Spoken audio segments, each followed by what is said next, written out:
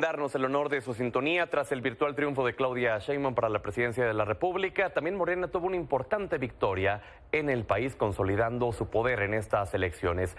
Y le agradezco a Violeta Vázquez Rojas, colaboradora de Milenio, Gabriela Cuevas, vocera de Claudia Sheinbaum, Jorge Buendía, director de Buendía y Márquez, y Sebastián Ramírez, presidente de Morena en la Ciudad de México, que nos acompañen para entender más qué sucedió con Morena en esta elección. Bienvenidas, bienvenidos. Gracias por la invitación. Gracias. ¿Cómo podrían explicar estos resultados obtenidos el 2 de junio, Sebastián? ¿Cómo? Pues yo creo que es el resultado de dos factores muy importantes. El primero es el respaldo al gobierno del presidente López Obrador, yo creo. Y el otro, muy importante, es que Claudia Sheinbaum hizo una campaña exitosa. Se validó lo que se ha venido haciendo en estos 6 años. Y además, Claudia Sheinbaum pues demostró ser buena candidata y construir una campaña efectiva que le permitió volver a cuestionar a más de 30 millones de voluntades. Gabriela. Yo creo que hay un contraste muy interesante entre las dos campañas. La campaña de Claudia Sheinbaum y en general la Cuarta Transformación, que apostó por la realidad. Es decir, Claudia Sheinbaum habló de los resultados del gobierno, con mucho orgullo diciendo, aquí estamos. Y eso se refleja si vemos, por ejemplo, los porcentajes de votación en aquellas entidades donde se llevaron a cabo principalmente los proyectos del presidente de este sexenio. Ahí fue unos números nunca antes vistos. Y del otro lado vemos a una Xóchitl Gálvez que apostó justamente por lo contrario, por una campaña negativa, donde las propuestas del día 1 eran de risa. O sea, decir que iba a prohibir las micheladas, que hacer una megacárcel, andaba como que emulando a Bukele y a Milei, un libertarismo que acá no existe. Es decir, de Xóchitl nunca vimos sinceridad. Del lado de Claudia sí. O sea, fue una Claudia que llegaba hasta muy didáctica explicando sus propuestas. Que dijo, voy a recorrer los 300 distritos. Es una campaña... He hecho campañas muchos años de mi vida, mías, ¿sí? He participado en otras. La campaña de Claudia Sheinbaum fue espectacular, organizada, sistematizada, con datos muy duros, con gente muy profesional. Y ella, a pesar de lo que se decía mucho durante los procesos internos, fue una gran candidata. Claudia disfrutó ser candidata, mientras Xóchitl Gálvez, tanto ella como su coalición, sufrieron esa campaña. Jorge. Bueno, en el comparativo de candidatos siempre Claudia Sheinbaum tuvo una ventaja tanto en atributos como en posicionamiento. ¿A qué me refiero por posicionamiento? Tenía cerca de 50% de opiniones positivas, mientras que los demás pues estaban muy por abajo. Xóchitl Gálvez incluso tenía más opiniones negativas que positivas. El mejor balance de opinión tenía Maínez que Xóchitl. Entonces, en ese comparativo de candidatos tuvo grandes ventajas Claudia Sheinbaum, porque incluso lo que le criticaban, por ejemplo, ustedes recuerdan el primer debate que le criticaban la dama de hielo, le quisieron poner eso, pero lo que la gente nos decía en los focus groups era, pues ese es un atributo que tú también buscas en un gobernante.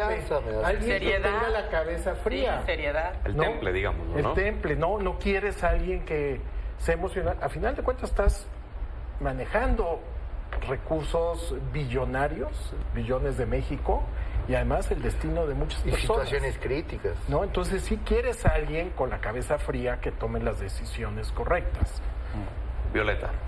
Yo creo que podemos verlo como dos cosas, como resultado de una muy buena campaña, pero también como resultado de un muy buen gobierno. Claro. Y el hecho de que la gente sí reconoce que hay cosas que quedan por hacer, pero a quien le depositó su confianza para hacerlas fue pues a Claudia Sheinbaum. En ese sentido, tanto el presidente López Obrador como Claudia Sheinbaum se llevan su parte de gran capital político en esta elección. Sobre la campaña en específico, a mí me parece que Claudia Sheinbaum aplicó, digamos, una regla de oro, que es no intentar ser quien no es. Eso es todo lo que... Yo creo que eso es lo que explica el gran triunfo de su campaña. Si ella es una persona seria, pues se mostró seria, ¿no? No estaba tratando de hacerse la chistosa, ni de hacerse la que viene del pueblo más recóndito. O sea, ella se mostró tal cual como es y la gente aceptó esa candidatura como algo, la persona a la que le va a tener la confianza. También creo que hay que darle su crédito a la oposición. Tuvo la campaña más errática y más catastrófica que se haya visto por lo menos en los últimos, no sé, 30 años. Antes no hacían campaña, pero es una campaña que se fue improvisando, ¿no? Que veíamos que en las mesas de los lunes les daban la línea de lo que tenían que hacer y lo hacían. Y cada vez les salía peor y peor. Entonces yo creo que no solamente el voto masivo que respaldó a Claudia Sheinbaum, no solamente es un voto de confianza a ella y de aprobación a las políticas del presidente, sino también es un voto de repudio a esa ala conservadora que durante 6 años se la pasó insultando a la gente, llamándola de ciega, feligreses, ignorantes, etcétera. Y también una parte de ese repudio también fue lo que se vino a mostrar a las urnas. Entonces los 4 coinciden en que fue una elección, digamos, plebiscitaria hacia Andrés Manuel López Obrador. Totalmente, bueno, pues así lo plantearon ellos y creo que en alguna medida hasta el propio presidente pues lo planteó, ¿no? O sea, y Claudia, ¿qué decía en cada evento? ¿Transformación o corrupción? O sea, regresar al pasado o continuar. Y la gente quiso continuar. Yo creo que sí hay un componente muy importante de continuidad, pero también hubo ingredientes que trajo Claudia Sheinbaum a la mesa. Y que el mismo presidente lo ha reconocido en sus declaraciones de estos días y que decía muy coloquialmente, me cepilló. Es decir, si hay una parte donde Claudia apuesta por esa continuidad, por los resultados de un buen gobierno, de un gobierno que fue cercano a la gente en lo micro, en el 1 a 1, en el que necesitas, cómo te ayudó, pero también en términos de desarrollo regional. No hemos acabado de entender desde la Ciudad de México lo que significa el desarrollo del sur. Y el desarrollo del sur sí es una gran apuesta nacional, pero también lo que le cambió la vida a millones de mexicanos, mexicanas. Ahora, en esta parte de continuidad, también hay una parte que demostró Claudia Sheinbaum en sí misma. A la gente le gusta una mujer que le hable con franqueza, que le explique las cosas. Claudia es muy didáctica. A la gente, contrario a lo que muchos decían, ya no apostaron por el machismo.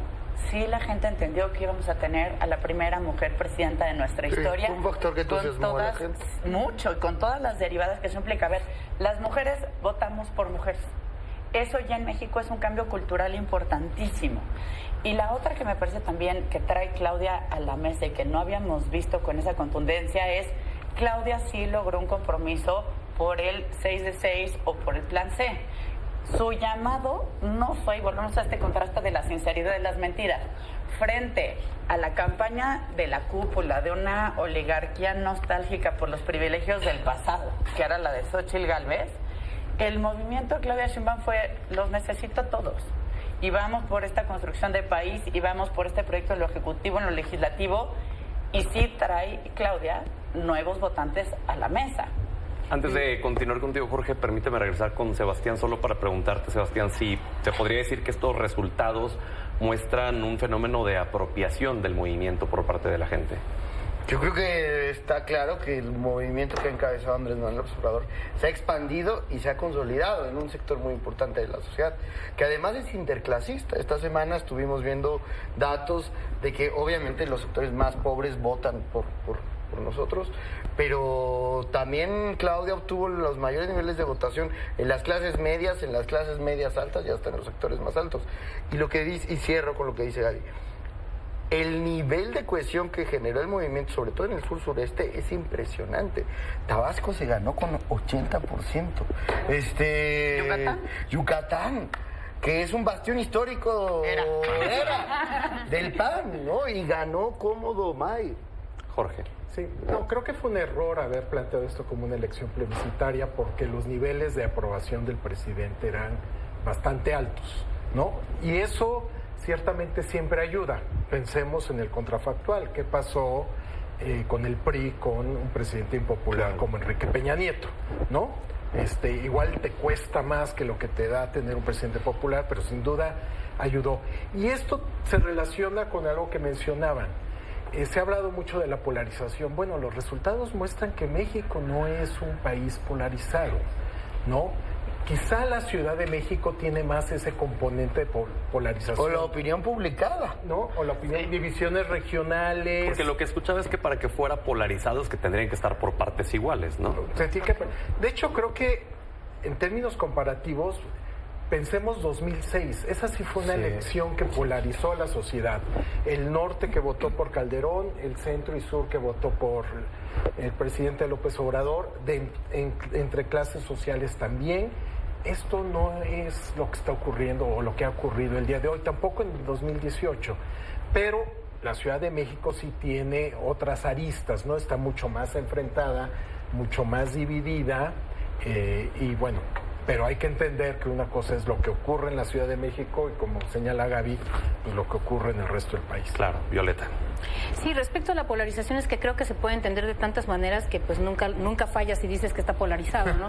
Pero sí es verdad que una manera de entenderlo es justamente esto, que tengas dos espectros de la opinión, dos espectros políticos, digamos, más o menos con las mismas proporciones. Yo lo que veo es más bien la generación de un grandísimo consenso alrededor del obradorismo. O sea, nunca, digamos, ahora estamos en una proporción de 60-40 más o menos, ¿no? Y por otro lado también pienso que una cosa que a veces se nos olvida es la altísima politización de la gente, que ha sido a fuerza de un montón de participación democrática durante todo el sexenio. A la gente se le ha llamado a votar en consultas para juzgar presidentes, para revocación de mandato, para el aeropuerto, para el proyecto de nación. A la gente se le ha consultado para un montón de cosas y a toda ha sido convocada y ha participado. Eso moviliza a la gente en la calle, ¿sabes? Y hace que se sienta parte de un proceso, que no se sienta nada más como el espectador que va y deposita su voto para que alguien más gobierne, ¿no? Sino que se siente un verdadero actor político y un actor pues en todo el proceso democrático. Y eso yo creo que tuvo una gran influencia en generar ese grandísimo consenso, que es lo opuesto de la polarización de la que hablan. Ahora, Violeta, mucho se decía que la base de la lealtad del electorado a Morena eran los programas sociales, pero en esta elección vimos también que no solamente las personas que reciben programas sociales, sino personas que no los reciben también votaron por Morena y en mucha cantidad. Sí, Gaby acaba de decir una frase, ¿no? Cambiarle la vida a la gente. Los programas sociales ciertamente le cambiaron la vida a la gente, ¿no? O sea, 35 millones de hogares reciben programas sociales, en fin. O sea, esto sí es es un gran cambio en la cotidianidad. Pero no es lo único que explica el cambio en la calidad de vida de muchísimas personas. De los 5 millones de personas que salieron de la pobreza, ciertamente los programas sociales ayudaron en mucho, pero 4.1 salieron de la pobreza por el aumento al salario mínimo, más bien. Entonces, no solamente los programas sociales, que yo creo que sí ayudaron, y la oposición trata de enmarcar esto como si fuera una especie de toma y daca, ¿no? Toma dinero y me das el voto. Esa es la peor manera de concebir lo que implica la política social. Pero además se les olvida la política laboral, que yo creo que fue la más exitosa del sexenio y que fue también la que cambió muchísimas vidas y sacó a la gente de pobreza por ingresos. ¿Cómo interpretan el nerviosismo que generó que Morena se llevara a carro completo Plan C y la posibilidad de poder reformar la Constitución, que vimos incluso en la bolsa, el tipo de cambio, que nos lo explicaban aquí en Milenio, que no era porque ganara Claudia Sheinbaum, sino era porque tuvieran la mayoría para poder reformar la Constitución, y lo que eso generaba el nerviosismo entre la gente, Sebastián? Yo creo que hemos venido escuchando estos últimos años todo un discurso de antimayoritario. Es decir, los intelectuales, los partidos de la transición quisieron construir la idea de que cualquier mayoría es nociva, como si la mayoría que consiguió este domingo Claudia Sheinbaum fuera equivalente a la de José López Portillo. Hay una pequeñita diferencia, que la gente sí votó por esta mayoría. Es decir, es una mayoría que tiene una base de legitimidad democrática. Y en cualquier democracia moderna occidental del mundo, eso no es mal visto y no asusta a nadie. En Estados Unidos, en cualquier democracia europea, nadie se asusta si saca una gran votación. Entonces, yo creo que se construyó toda esta idea de que cualquier mayoría es mala, es como regresar al PRI, es el partido hegemónico. Oye, señores, esta mayoría se construyó con votos y también se puede perder con votos.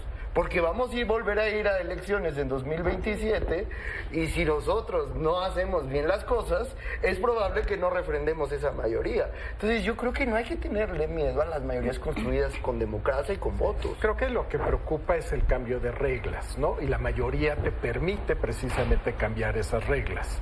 Eso es lo que básicamente los inversionistas quieren, ¿no? Estabilidad, certidumbre.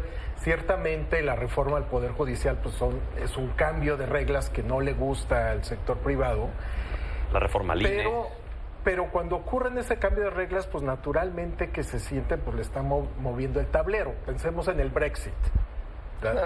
Quizá la democracia más antigua del mundo, pues también cambiaste las reglas y eso generó pues desinversión y mucha inestabilidad económica. Entonces, es en sí el cambio de reglas que se posibilitan precisamente por tener una mayoría. Gabriela.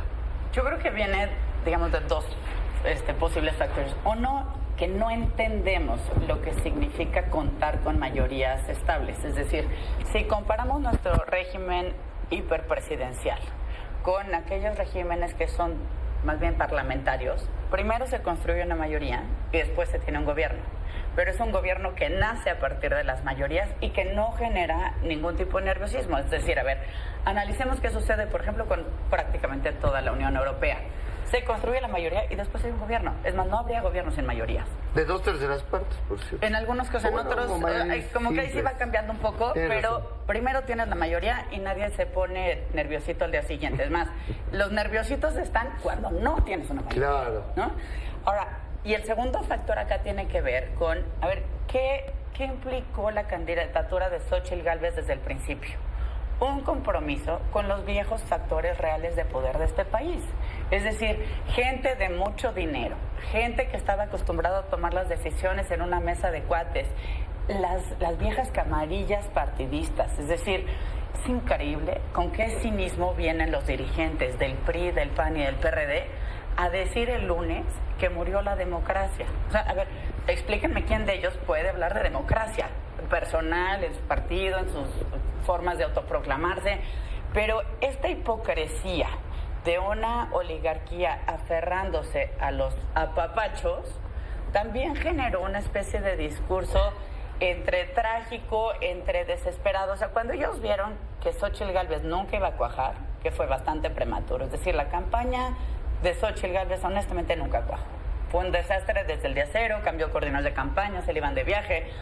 Pero después cuando dicen aferrémonos a lo legislativo, viene todo este discurso que dice Sebastián de generar la tragedia a partir de la construcción de una mayoría. Yo como leo esta mayoría como un amplísimo consenso nacional. Y ese amplio consenso nacional tiene un mandato para el Ejecutivo y dejó claro un mandato también para el Legislativo, que tendrá que hacerlo con toda la responsabilidad, sin duda. Pero la gente tomó una decisión a pesar de los berrinches y tragedias, que sí hay una oligarquía que se aferra a la nostalgia, a esos privilegios que hoy sí queda claro que ya no existen. Violeta. Sí, no, cuando hablan de esta construcción de mayorías, dicen que estamos concentrando el poder, ¿no? Cuando es exactamente lo opuesto. O sea, cuando tienes este respaldo tan mayoritario, justamente lo que estás haciendo es dispersando el poder entre pues los millones de personas que están respaldando. Entonces, es como si estuviéramos viendo la misma cosa, pero desde ópticas completamente contrarias. También me parece ahora en lo que en lo que estaba hablando Gaby acerca de este grandísimo consenso, y a mí me gusta recordar cómo estamos representados los simpatizantes del obradorismo en los otros ámbitos de poder, ¿no? En los medios estamos súper subrepresentados, ¿no? O sea, somos 1 contra 4 o 5. Sí, ¿no? sí, hoy es un lujo. Es un lujo que no se da uno y 3. ¿no? Están mayoriteando. Sí, pero por lo general es lo que trae. Y a mí me parece que está bien, porque ese es un retrato de la realidad. Nosotros no estamos en el poder mediático, ni tampoco estamos representados en el poder económico. Es otro tipo de poder, el poder popular, ¿no?, al que aspira el obradorismo. Pero además yo creo que tenemos que empezar a discutir algo en México, que es importante. ¿El poder dónde está? Sí, claro que el presidente o la presidenta de la República tiene poder, pero los dueños de los medios también tienen mucho poder. Los dueños de las corporaciones internacionales tienen muchísimo poder. El poder político en realidad cada vez ha estado más limitado y es el poder que emana de la democracia. Por ejemplo, por los tratados internacionales de libre comercio. Hay cosas que hoy en día un presidente no puede hacer, aunque quiera hacer, porque tiene que cumplir con una serie de normas en materia de comercio. Entonces, ¿por qué tenerle tanto miedo al poder que dimana del voto, de la democracia? Es el poder más legítimo. Antes de continuar, permítanme ir a una pausa y regresamos para que me cuenten cuál consideran es el desafío más importante que enfrentará Claudia Sheinbaum. Pausa. Estamos de vuelta y ya solo nos queda tiempo para un tema y con esto cerraríamos esta mesa. ¿Cuál consideran es el desafío más importante que habrá de enfrentar Claudia Sheinbaum? Violeta. Bueno, Claudia Sheinbaum tiene un proyecto de gobierno muy ambicioso y el simple hecho de cumplir con él es un grandísimo reto. Yo creo que, no está prometiendo nada para lo que no esté preparada, pero sí va, no sé cuáles eventualidades se puedan presentar durante el sexenio. La recaudación va a ser uno de los grandes retos seguramente para poder financiar todas estas cosas que se están proyectando a futuro, y yo creo que ese va a ser el grandísimo reto. Jorge. Aumentar las tasas de crecimiento económico del país y la seguridad pública, sobre todo la violencia relacionada con el narcotráfico. Gabriela. Yo creo que es continuar con los muy exitosos indicadores macroeconómicos a los que hace 6 años decían que íbamos a ser Venezuela y hoy somos ejemplo de gran estabilidad macroeconómica. Pero hay 2 temas que creo que están muy en el corazón de la gente. Uno, coincido con Jorge, la agenda de seguridad. México espera pacificación en todos los sentidos. Y aquí es tanto el combate a las causas como acabar con la impunidad que mencionó Claudia en prácticamente todos los discursos. Y por último, lograr la cobertura universal de salud. Esa es una de las grandes expectativas por parte de la gente y sin duda no se puede hablar de compromiso social si no hay un acceso universal a servicios de salud de calidad. Sebastián. Bueno, yo creo que obviamente el tema de la violencia es hoy pues el reto más agudo que enfrenta el país, y creo que el terminar de consolidar, ¿no?, este modelo que inició el presidente, hay que consolidar los proyectos estratégicos que comenzó el presidente, el transísmico, el Tren Maya, es decir, creo que el presidente sentó bases y a la doctora Sheinbaum le toca ya pues más que segundo piso, yo creo que la casa de la cuarta transformación y de cómo podrá ese modelo funcionar y ser estable en el tiempo. Nos queda un minuto todavía. Sebastián, tú como presidente de Morena en la Ciudad de México, te pregunto lo mismo, pero para Clara Brugada. Pues se demostró que era falso toda la narrativa que se construyó durante meses de que había un empate casi técnico, y 2, que las clases medias de la Ciudad de México son rabiosamente antiobradoristas. Clara Brugada fue votada por 2.8 millones de personas, obviamente de todos los sectores económicos, de las 16 alcaldías, recuperamos el poniente, entonces creo que se dijeron muchas ficciones durante estos 3 años. Mucha leyenda urbana, literal. Mucha leyenda urbana, sí. Pues bueno, con esto concluimos, les agradecemos que nos hayan acompañado y vamos a tener, por supuesto, más oportunidad de ampliar a fondo estos tan importantes temas. Gracias. Gracias por la invitación.